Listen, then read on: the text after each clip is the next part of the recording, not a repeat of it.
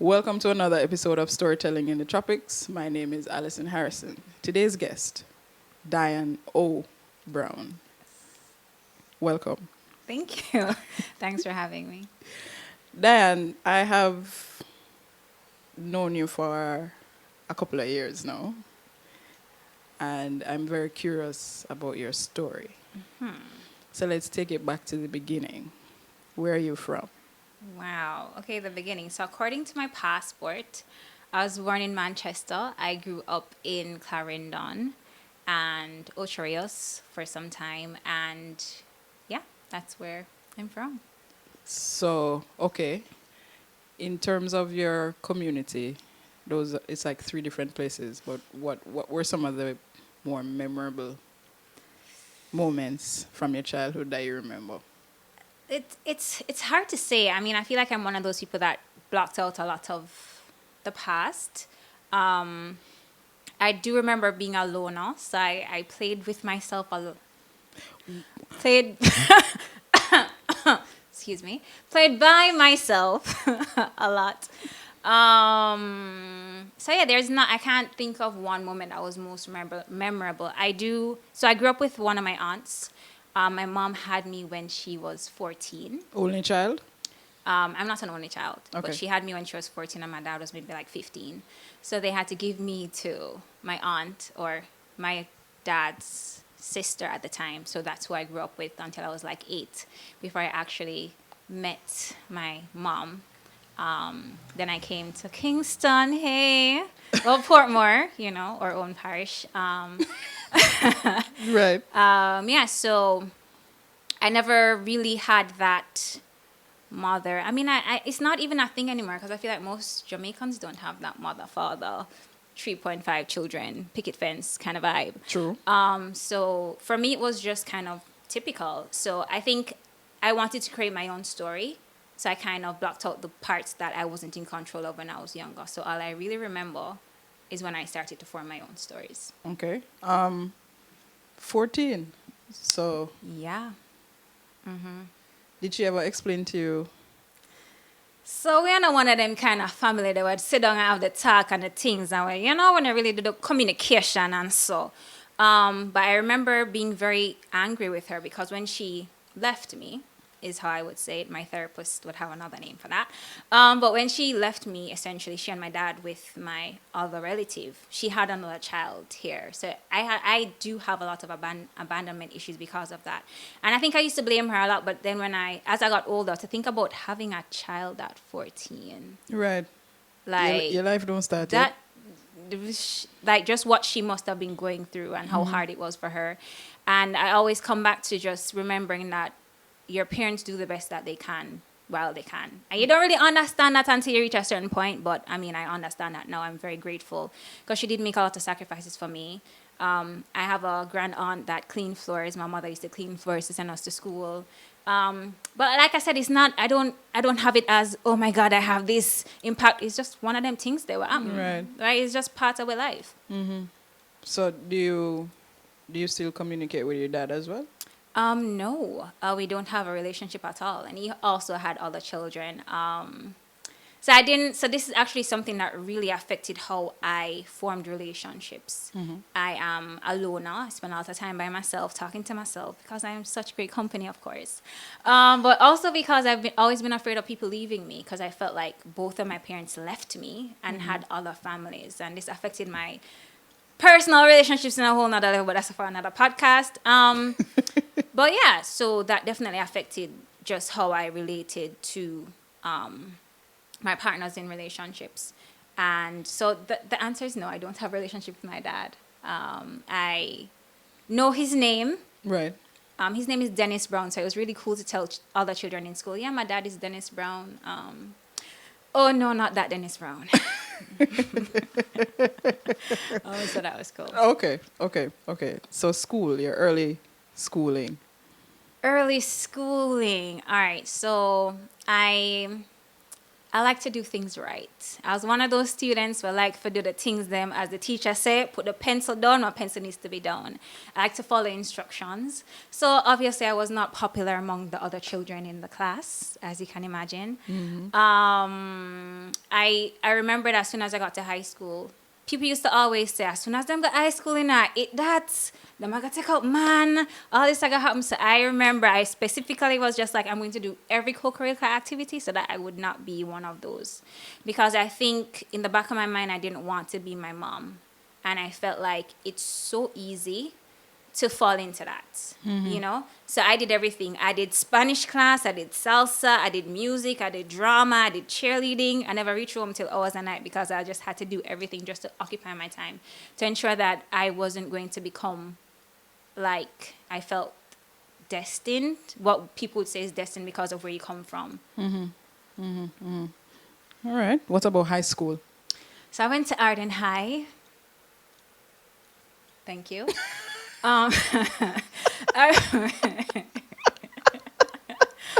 went to Arden High. It was a great experience. I think that's where I really fell in love with performance arts. I'm an excellent performer. I'm not 100% a singer. I'm not really 100% the actor, but the performance part, I think something about being able to go on a stage and cause people to feel something. Like I have the power to make you feel or think or dream. That always felt fascinating to me. So I fell in love with performance arts. I did cheerleading. So the schoolwork never did 200 because I did busy. Some did have other things I do. Right. So I was never like an A+ student, but I was like BC, you know? Yeah. Okay. So your early performing arts, what were some of the more memorable moments for you? So I actually went to the Choir Olympics in high school. The choir Olympics is a thing. I was a part of the Nexus Performance Arts Company, and we got to tour Europe, Austria. I was like 17 or 18, and it was so there are choirs from other countries, just like track and field. Oh, nobody in a judgment for said that. Just like track and field, choirs from other countries came together and we competed. And you sang in different categories. You had folk, modern, and opera, classical music, and it was quite an experience. And then from high school now, you went to university? No. So here's the thing. Right. I did not know what direction to go in after high school. I felt like there was no example before me of what my mother never went to high school. My mother never went to high school. She never went to college. There was really nobody in my family that had done anything. So it's kind of like, someone's supposed to go to college. She's like, well, whatever you want to do. So I actually she was supportive in her own way, but I didn't have any direction. Okay. So I really love psychology.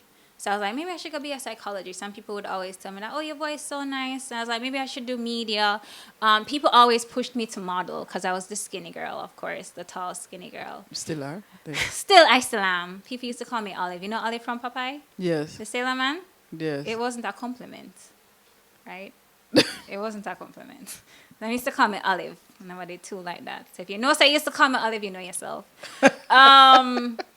So when I left high school, I actually felt a little lost. Like I didn't want people to know I was lost, but I was kind of didn't know. And I feel like everybody goes through that phase, but I feel like when you don't have guidance, I don't feel like there's enough guidance for the youth here. And I guess I feel probably sound like Miss Jamaica, but there's not enough guidance for the youth. Because a lot of us come from these families where our dads and mothers never really got college. Still, never got high school. Them not really know how to guide we. Them try them best for them look a thing, but they can't really say, okay, this is the next logical step for you to take. Right. And when you're just leaving high school, you're not really formed into your own, for most people, to know that, okay, what I want to do is X, and these are the steps that I need to take to get there. So I went to UTech for a semester. That's until they figured out that I couldn't pay the fees. I did the BCAT program. It was actually the first year of the BCAT program that I did. What is BCAT? Bachelor in Communication Arts and Technology. Okay. So I did that. I went to this It's called Crown College. It's on Malines Road. Yeah, you know what I'm talking about? Yeah, right. I did not even a year. I think I did like 3 semesters there until again they found out that I was not going to be able to pay the tuition. And then people would always tell me about student loan. Like you can just go get a student loan and then go you. And there's something about feeling like I would owe somebody at the end of school. Feeling like I had this debt, like it was like even talking about it feels so heavy. Feeling like I had this thing that I had to pay off, like somebody else was gonna be in charge of my education or fostering whatever, and I didn't like the feeling. So that's not a route that I thought was for me. So I kept on trying all of these things. I used to work at what you call that? Oh my God, my blonde is coming out. What do you call that thing where you talk on the phones? Call center. Yeah, right. Over here in Portmore? No, I worked at the call center at Freeport. Mm-hmm. I did that for a while. I worked at a bar. My first job was actually at a game arcade. So I Really? used to, yeah, man, God of War, PS4. Yeah, I used to play games a lot, and I used to work at a game arcade. And I was doing that while I was still with my mother, and this was after high school. I was living with my mother and one of her boyfriends at the time. And I remember, okay, all right, so he had rules for the house. Naturally, you have rules for your house. And he was the kind of man that felt like he always had to make a point about everything. So, for example, one of the rules of the house is that you're not allowed to come home after 7. Okay. And my job ended at 9 o'clock in the night. So I would literally come home and the gates would be locked. And I would stay outside until somebody woke up to let me inside. Really? So he Yeah. wasn't aware that you were working? I mean, I can't speak for him and where his mind was at. But like I said, he was trying to prove a point. And I mean, if I was living in his house, I had to obey his rules. So it was, again, you live under my roof, you follow my rules. And I remember being so excited to come out of like a job, and it was my first job. And them say work done 9 o'clock. So I couldn't say, I'm going to leave work 6 o'clock. I got to reach Right. home before the gate closed. So I'd be home and the gate would be closed. And I could knock and call all I want. And my mom was in the house and my other family members. And I would have to stay out there, rain or shine, snow, vampire, anything come, me and them alone. And then when it was morning, the gate would be open and I'd be able to go in and sleep and get ready for whatever was ahead for the day. What's the longest you've had to wait out there? The whole night. The whole night. So I would be out there until whomever wakes up first to get ready for whatever. And I remember he would say something like, you see what I'm tell you? Like, this is why you must listen. Or, like, again, he was trying to prove a point. And I feel like while it was happening, I remember being very upset, not with him, but with my mother. Because, like, your parents are supposed to protect you, you know, or look out for you, or shelter you. And, yeah, it's like, no, again,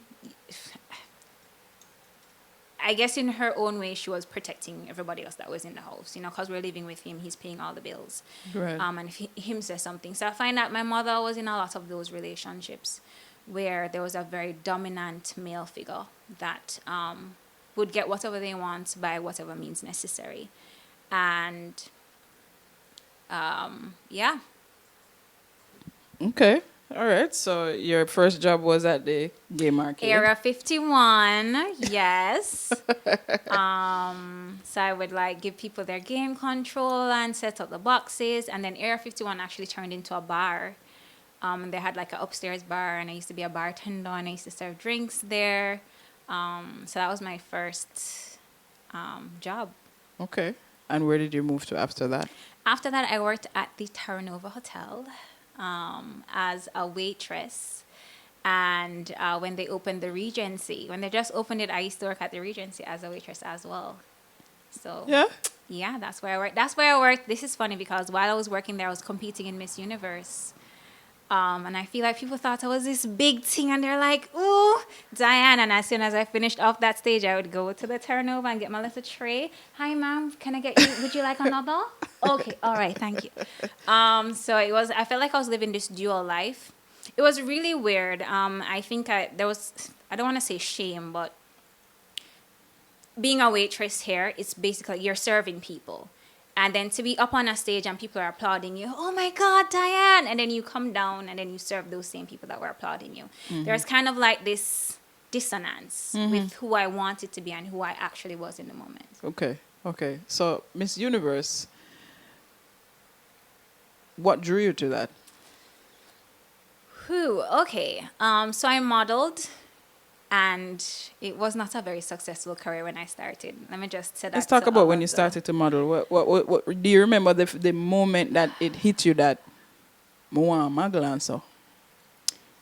Interestingly enough, it wasn't something that I feel like it was more people around me saying that you should do this. What I wanted to do was sing on Broadway, actually.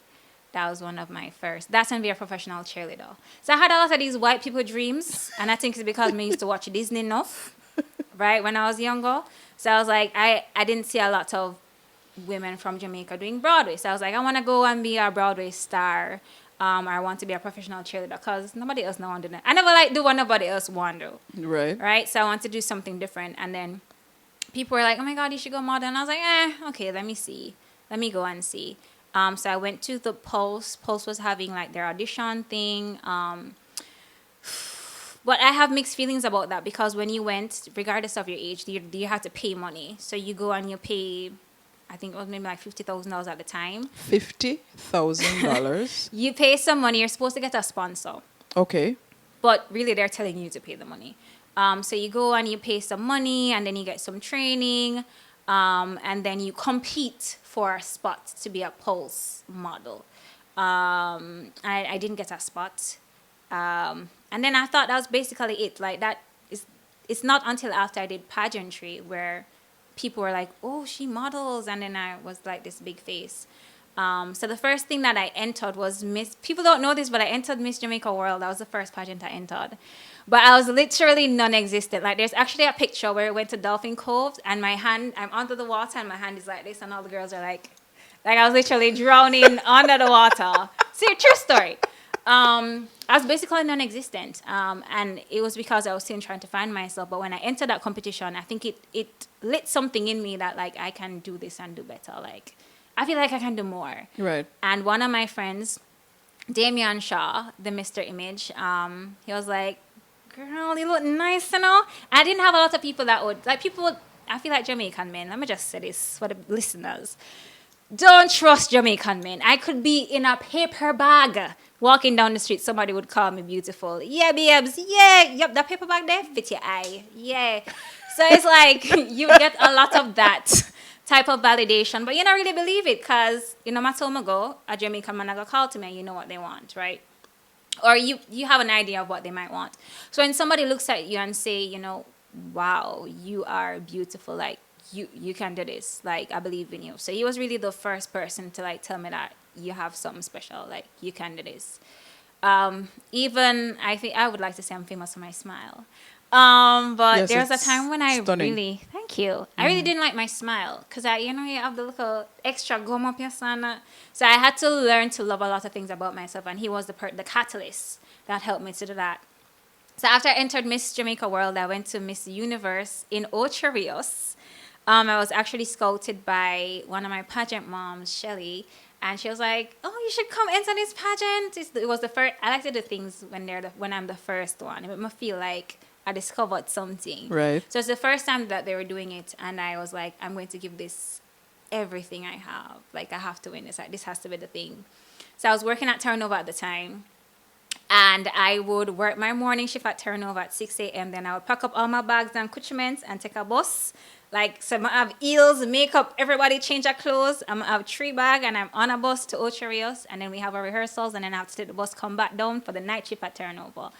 And I feel like pageantry is this glamorous lifestyle. It's like, ooh, she looks so fabulous. Oh, my God.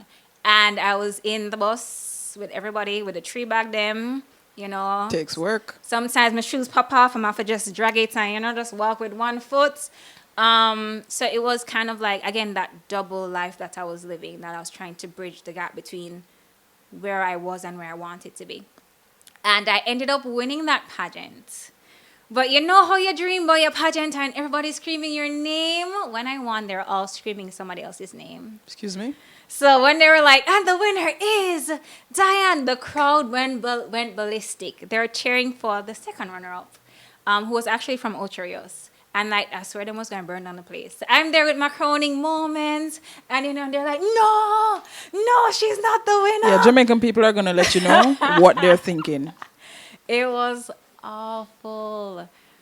Even the entire night, like when I was going to do my swimsuit, my shoe broke. I had to run back and change my shoes when I'm going to do my gown. My dress broke. Then I have to come sew me up in the dress. And it was like, wow, like this is not going to work out. And then I won. And then the crowd was doing that. And again, that's where I'm meant to be. And then this kind of friction with where I am and where I want to be. Yes. So I felt like a lot of my life has been like that. It's kind of like I'm pushing for this vision, this place that I see myself, which is nowhere that I've seen before. So I don't even know what it looks like, but I know that there's more for me. So I'm always trying to push to that next thing. Absolutely.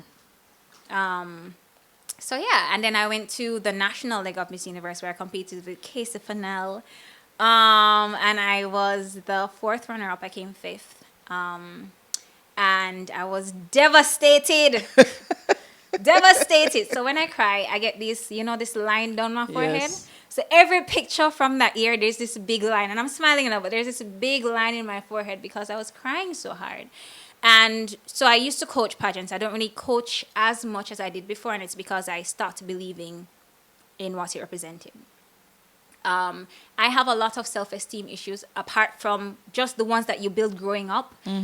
Every day that you wake up in a pageant, you're literally being compared, not just your body, not just your face, but your intellect, your personality, your presence is being compared with everybody standing beside you. And even though they say everybody wins, you're still giving one girl a trophy and a crown and then telling everybody else, good job.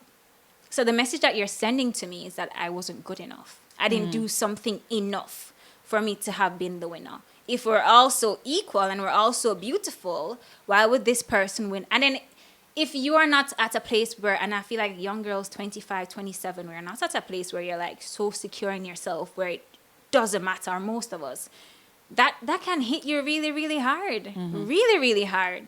So it's one of the reasons that if people have been wondering why Discipline of Beauty, which was the name of my pageant, is the name of my pageant coaching business, we don't do as much broad scale, is because I realized what it did to me, what it does to women.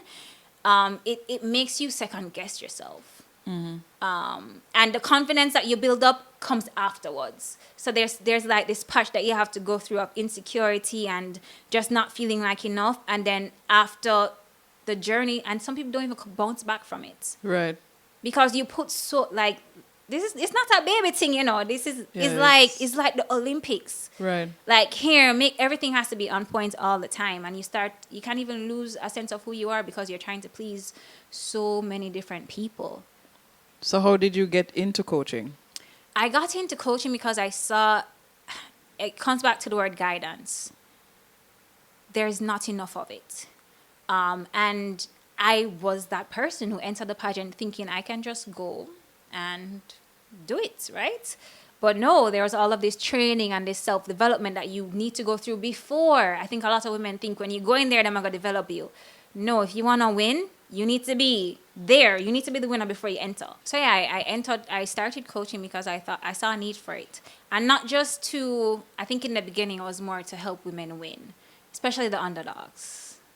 The girl that may have said, no, she's pretty, but she's not gonna make it. She's and I feel like we're slowly getting more diverse in how we pick our queens, but there was obviously a stigma. There's a certain kind of girl that won. And if you weren't that certain kind of girl, you're not going to win. Like, just sit down in your yard, and in a sense, you're going to be a number. And I think girls entered not knowing that kind of, it existed. It was a thing. And they entered the best of intentions. Sometimes they're very intelligent and very well-intentioned. But they entered not having the training, not having the privilege. I'm going to use that word very intentionally, because some of us are born with certain privileges, whether it's our look or family or a background or knowing people who know people. And that those things are factors in the pageant world. So I wanted to give the women who didn't have that, like me, an advantage. So if I could be, and I remember when I was entering, I remember when I just won my the Miss Universe Northeast to come to the nationals, and I saw that Casey was entering, I was like, if she gives 100, I'm going to have to give 150, just so it's even. Not so I can win, just so it's even. Right. And I remember having that mindset, and that's what I wanted to do for women who are like me, that we never have the glitz and the glamity and the other things them, but we had will, we had that drive, we have that want to represent our country, because I am Jamaican. I feel like I deserve to. I'm enough to represent my country. So I did that for a bit, and I think I still had that passion in me, where I wanted to represent my country, and I decided to buy my own franchise in 2016. So first I was going to re-enter Miss Universe, because I was like, oh, there must be something like I can do. Maybe if I took my clothes off for the judges and they got to see everything that I have to offer, I'd win, But I think there's this thing I said to myself. It was basically, it didn't matter what I did.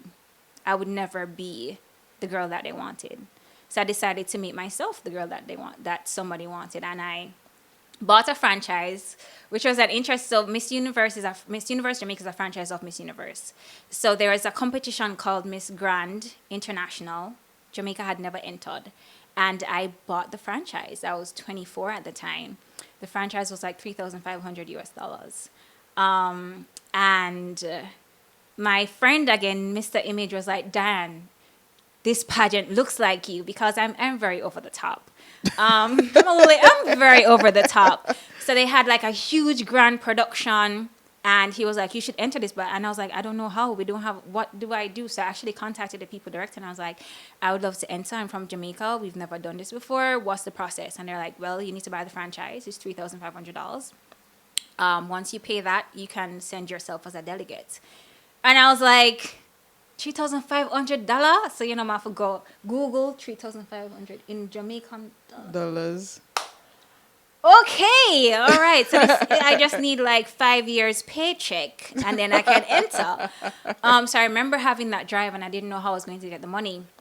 And then I actually got called. So I was coaching at the time, and I got called from a representative in Cayman, and they called me to train Miss Cayman. And the pay for my training was $3,500 US. So they flew me to Cayman and paid me $3,500 US, which was the exact amount that I needed to pay to buy the franchise. That's the alignment working out and itself. Send, like, talking about it, I get goosebumps. And send myself as a representative of Jamaica to go to Miss Grand International. I didn't have a director. I was the director. I was the makeup artist. I was the everything. And that's really when I got to see my family come together. So my mother chipped in. My mother don't have it, but she find it from somewhere. I don't know what she call, but she gave what she could. My grand aunt gave what they could, and my friends came together, and I was able to book a flight and pay all the things and go and get my friend Mr. Image. I went to New York. We got clothes from people. We begged people. I can buy that dress here. Yeah, man. She just like, wear it. We're gonna give you back good condition. And we sourced all the things, and I went and when I say I left my heart on the stage over there, I left my heart on the stage. You can insert the video here. Okay, right. I left my heart on the stage because I wanted people to remember that I was there. You know that Beyonce song, I Was Here? I wanted people to know that I was there. I wanted people to watch it and see she did this. I wanted to be an example of what was possible. Like, you didn't have to wait on somebody to give you what you wanted. You could create it for yourself. Mm-hmm. And that's what I did when I went there. And I was in the top 20, but I didn't win. Now, that might sound good to some people. Top 20 out of 98 people. That's so good. I was devastated. I cried for months, criminy, because I felt like it was supposed to be my thing. When you feel like something was supposed to, like, right, it was working itself out. Yeah, me right. I say, you put me as a universe. Yeah, 1, 2, boom, bang, do so. And it wasn't for me. Mm-hmm. And I feel like for a long time, and then that's the next thing with pageantry. It's kind of like it's hard to get out of. I did not win. I was not enough. It's hard to separate yourself because that's what happened. One person won because she was better. How else do you spin that? Right. So if she is better, what am I? Where do I fall in the category? Am I 15th better? Am I 20th better? Like how that? So that's why if I had a daughter, unless she came to me and she said, mommy, I feel like I have to do this, I would never be like, go and do this, because I know what it can do to people.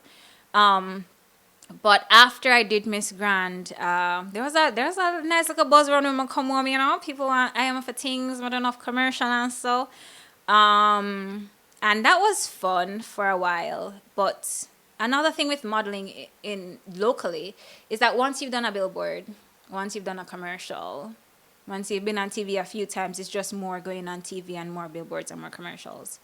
And it got very tiring for me. I mean, and I remember when I was young, I used to be like, it'd be so nice to be on a billboard. And now I get to see my face everywhere, which is pretty cool, and I'm very grateful. But the thing is, I wanted more. I feel like I'm very greedy. I'm very greedy, No, you're just ambitious. I felt like from I was younger, I felt there's something that I meant to do. There's a space that I meant to fill, and I needed to do more. There was more to give, more to have. And I got into fitness.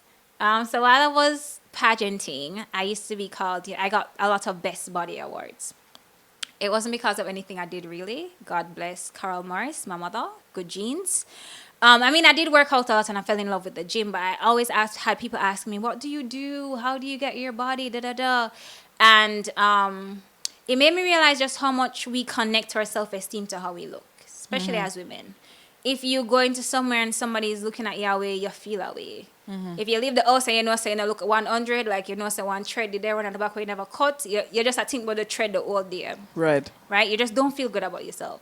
And I started training. I worked at Fit Farm. That was my first job, Fit Farm Fitness Club. And I was just training people. It wasn't an emphasis on weight loss then. It was just fitness training because I was good at it. It was the next thing. So was it that somebody approached you to train them? That's how you started in it? No. So while I was doing my modeling thing and my coaching thing, I was like, I need something for myself. And I was like, what can I do? There's actually a point where after I did the whole pageant thing, I need so pageant coaching is not a year-round gig. So you have pageant season where you make the money, and then the rest of the year you fend for yourself the rest of the year. So I needed that steady income, and I actually went back to work at a restaurant. Again, that dissonance. Like, I am this big superstar. I wasn't a superstar, but I did this thing. I went and represented my country, and now I'm working at a restaurant. And I remember feeling so sad. I used to go into the bathroom at lunchtime and cry, living eye water. And I used to have my tear and, hi, would you like to order? Yes, I'll be right at your table. Okay, all right. And then I used to go into the bathroom and cry because it wasn't where I was supposed to be. I was like, this is not it. Mr. Ball, every day, Mr. Ball. And I remember one of my friends saying, if you could do anything, what would it be? And I was like, anything? What you mean? That's like, you can't just do anything just so. There are rules. Like, no, if you could do anything, what would it be? And I remember writing. I write a lot. I'm big on journaling and writing and drawing. And I remember writing pageantry and fitness. And I was like, okay, all right, cool. We have a direction. What are we going to do with this? And that's really where I developed Discipline of Beauty, which are actually my initials, Dianne O Brown, D-O-B. Yes. And then that kind of morphed into the fitness coaching aspects of it. I actually went to get certified at GC Foster. So I used to take I always take Bosco place. I used to take the Bosco, GC Foster. I remember one of the times there was Caribbean Fashion Week. And we had rehearsal for Caribbean Fashion Week. Again, this big, grandiose, all the models come and their gamblers. And I used to take the bus to Spanish Town, go my class, and then come back just in time for the show. So all of this was happening in the background, and people wouldn't realize because they just see this confident, glamorous person walking down the runway, but you don't really know all the things that are happening behind to make the person who they are. So I got my certification. I started working at Fit Farm.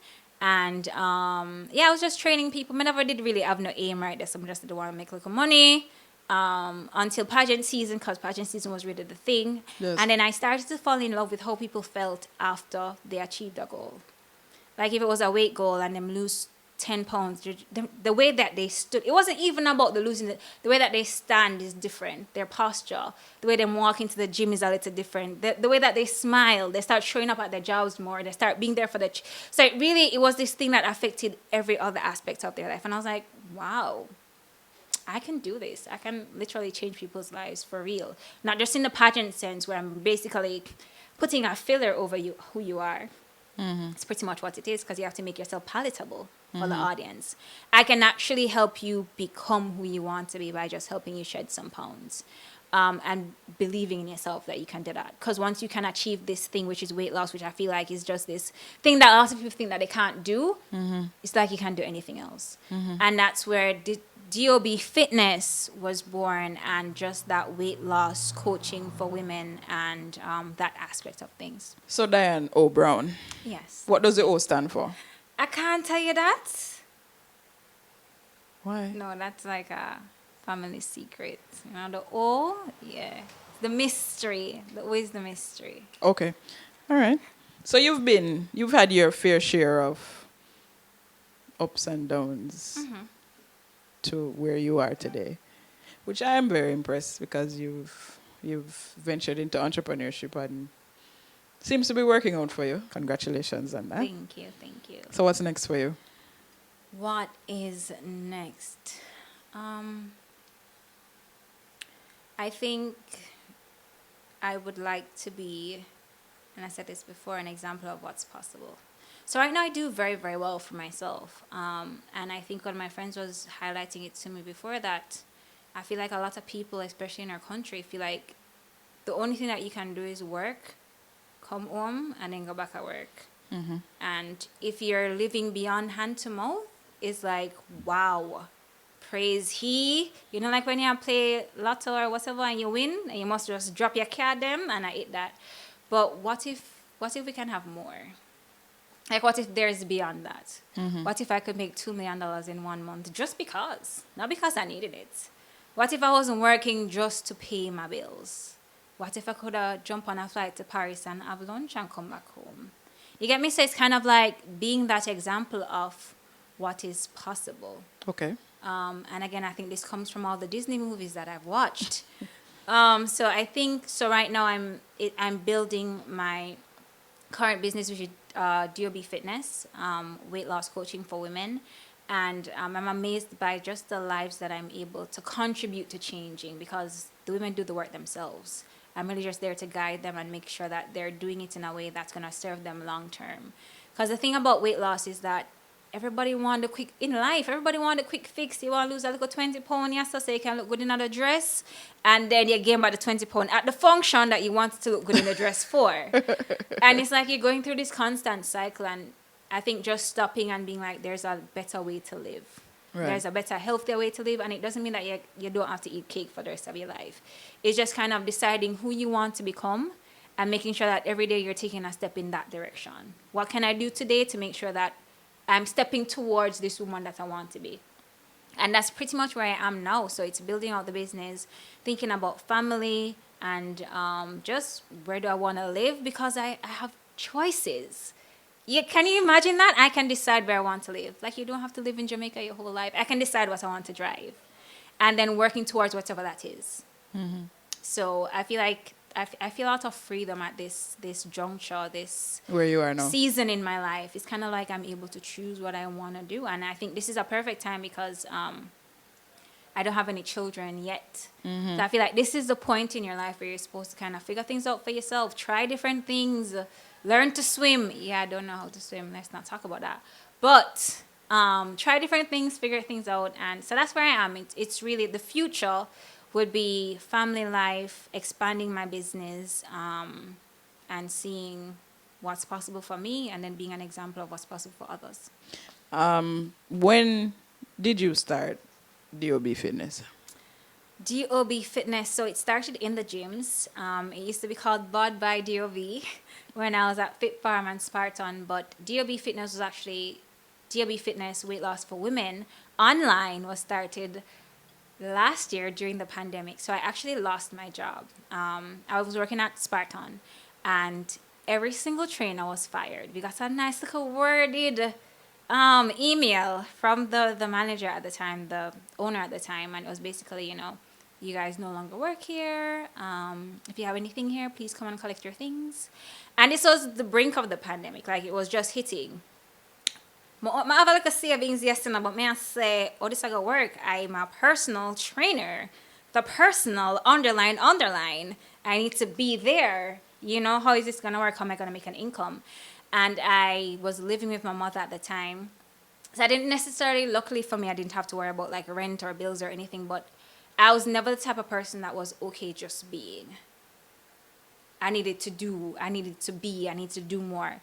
And I was like, what if I could do this online? It was actually one of my clients that was like, Dan, just make my video me and tell me what to do. And I was like, I could do this. So I actually found a course that was doing that. And the course was like, I think it was like a hundred and something thousand Jamaican dollars. And I had 105,000 Jamaican dollars in my savings. That was the last of my money.